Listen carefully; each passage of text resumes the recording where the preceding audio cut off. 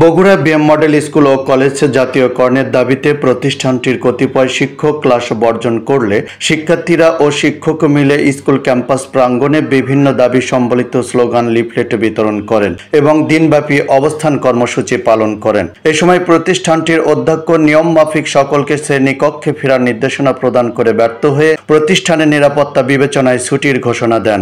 এ বিষয়ে অধ্যক্ষ বলেন, গতকাল একজন গার্ডকে আমি আগেও বলেছি, তাকে ট্রান্সফার করে দিয়েছি এখানে, এবং সেই ইস্যু নিয়ে তারা এখানে মাঠে দাঁড়িয়েছে। কিন্তু আসলে তাদের উদ্দেশ্য এটা না।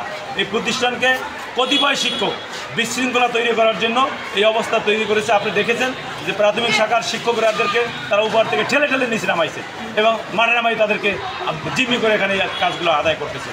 তারা এটা একটি ইস্যু তৈরি করে এখানে একটি অবাস্তব ইস্যু তৈরি করে দাঁড়াচ্ছে। তাদের এই বিষয়ে কিন্তু আমি কিছুই জানি না।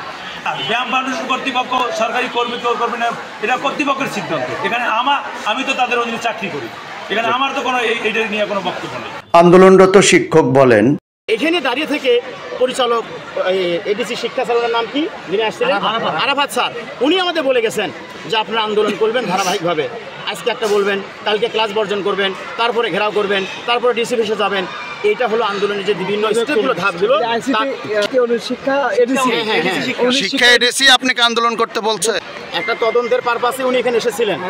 আমরা এখানে ওই তদন্তে অংশগ্রহণ করব না।